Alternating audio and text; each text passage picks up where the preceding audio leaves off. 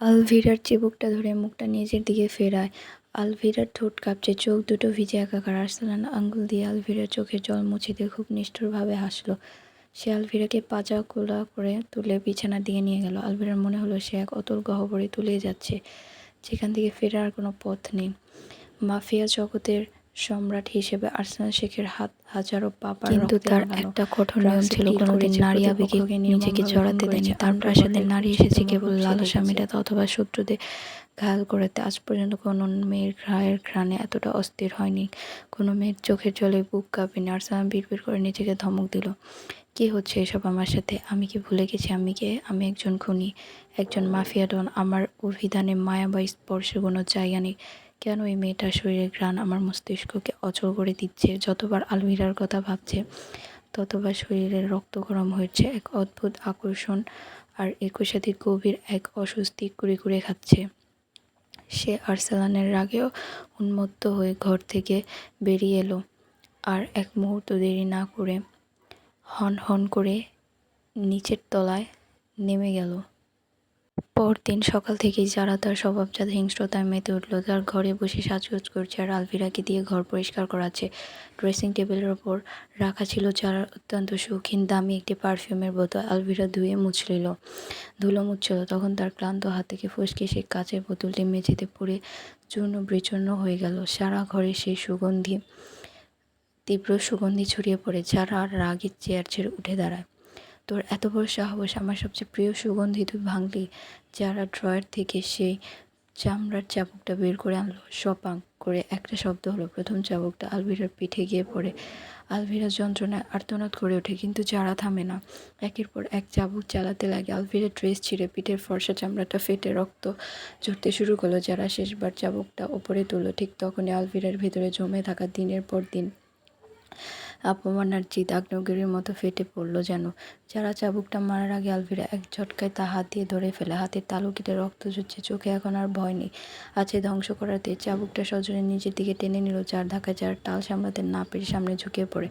আলভিরা কাল বিলম্ব না করে চাবুকটা দিয়ে যারার হাতে সজোরে একটা পাল্টা আঘাত করলো। অনেক হয়েছে যারা, মনে রাখো আমি বন্দিনী হতে পারি, কিন্তু তোমার হাতের খেলনা নয়। আলভিরা গর্জে ওঠে। যারা ব্যথায় কুঁকড়ে গিয়ে চিৎকার করতে লাগে। আলভিরা চাবুকটা মেঝেতে ছুঁড়ে ফেলে দিয়ে দ্রুত ঘর থেকে বেরিয়ে যায়। নিজের ঘরে ঢুকে সজোরে দরজা বন্ধ করে দিয়ে বিছানায় লুটিয়ে পড়ে। পিঠের ক্ষত থেকে রক্ত চুইয়ে পড়ছে আর ফুঁপিয়ে ফুঁপিয়ে কাঁদতে লাগে। এই কান্না দুর্বলতা নয়, এই কান্না তার অপমানের শোধ নেওয়ার শপথের। অন্যদিকে আর্সেনাল তখন অফিসের বসে ছিল। সামনে বড় স্ক্রিনে বাড়ির প্রতিটি ঘরে সিসিটিভি ফুটেজ দেখা যাচ্ছিল। স্থির দৃষ্টিতে আলভিরার এই তেজস্বী রূপ দেখছিল। আলভিরা যখন যারা চাবুকটা ধরে ফেলে পাল্টা আঘাত করলো, তখন আর্সেনাল ঠোঁটের কোণে এক অদ্ভুত হাসি ফুটে উঠেছে। চেয়ারে হেলান দিয়ে বসে বিড়বিড় করে বলল, সাবাস আলভিরা, এই আগুনটাই তো আমি দেখতে চেয়েছিলাম। তোমাকে ভাঙা যতটা সহজ, তোমার এই বিদ্রোহী রূপকে বশ করা তার চেয়ে অনেক বেশি নেশার। রাত গভীর। আর্সেনাল বাড়ি ফিরল। সোজা ঘরে দরজার সামনে গিয়ে দাঁড়ালো। দরজার ভেতর দিয়ে লক করা ছিল। আর্সেনাল পকেট থেকে তার কাছে থাকা মাস্টার কি বের করে লকটা খুলে ভেতরে ঢুকে। ও ঘরের ভেতর নীল বাতি জ্বলছে। আলভিরা বিছানা উপর হয়ে শুয়ে আছে, সম্ভবত ব্যথায় ঠিকমতো শুতেও পারছে না। ঘুমের ঘোরেও কপাল কুঁচকে আছে। আর্সেনাল আলভিরার পিঠের দিকে তাকায়। সেখানে রক্ত জমাট বেঁধে আছে, জামাটা চামড়ার সাথে লেপ্টে গেছে। আর্সেনাল পাথর হৃদয় কেন যেন এক মুহূর্তের জন্য মোচড় দিয়ে ওঠে। ড্রয়ার থেকে একটা অ্যান্টিসেপটিক মলম বের করলো।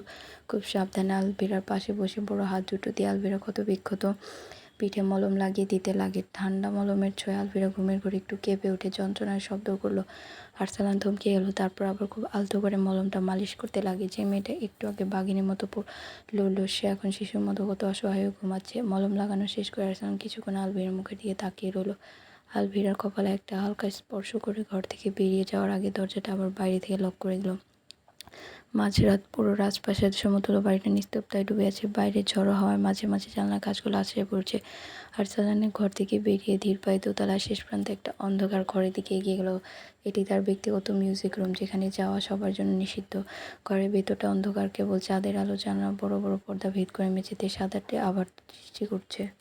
ঘরের মাঝখানে রাখা একটি চকচকে কালো গ্র্যান্ড পিয়ানো। আর্সেনাল গিয়ে পিয়ানোর সামনে বসলো। মনের ভেতর অদ্ভুত অস্থিরতা। পিয়ানোর হৃদে আঙুল রাখলো। প্রথমে খুব ধীর আর করুণ এক সুর বেজে ওঠে। প্রতিটি নোট যেন আর্সেনাল একটা চাপা যন্ত্রণার কথা বলছে। যে আর্সেনাল শেখ, বাইরে পাথর মতো কঠোর মাফিয়া দুনিয়া, যার নামে রক্ত হিম হয়ে যায়। এই নিভৃত রাতে পিয়ানোর সুরের আড়ালে সে যেন এক অন্য মানুষ। সুরটা ধীরে ধীরে দ্রুত আর উগ্র হতে শুরু করে। আর্সেনাল যত জোরে পিয়ানোর রিডগুলো আঘাত করছে, সুরটা তত বেশি আক্রমণাত্মক হয়ে উঠছিল। পিয়ানো শব্দ এখন ঝড়ের গর্জনের মতো ঘরের চার দেওয়ালে আছড়ে পড়ছে। আর্সলানের কপালে ঘাম জমেছে, তার চল শক্ত হয়ে আছে। সুরের মাঝখানে সে যেন এক পৈশাচিক আনন্দ আর গভীর বিষাদ একসাথে অনুভব করছে। হঠাৎ একটি উঁচু নোটে গিয়ে সে থেমে গেল। ঘরের ভেতর আবার সেই জমাটবদ্ধ নিস্তব্ধতা ফিরে এলো। আর্সলান পিয়ানোর ওপর মাথা নিচু করে কয়েক মুহূর্ত বসে রইল। বড় বড় শ্বাস নেওয়ার শব্দ স্পষ্ট শোনা যাচ্ছে। পরক্ষণে মাথা ঝাঁকিয়ে সে চিন্তা ঝেড়ে ফেলল। প্রেম, ভালোবাসা, তার মতো একজন খুনি মাফিয়ার মুখে এসব মানায় না। তার মনে পড়ল, he who fights with monster might take careless, he thereby become a monster, and if you gaze for long into an abyss, the abyss gaze also into you. চলবে। গল্পটি আপনাদের কেমন লাগছে জানাবেন। সামনের পর্বটি বড় করে দেওয়ার চেষ্টা করব।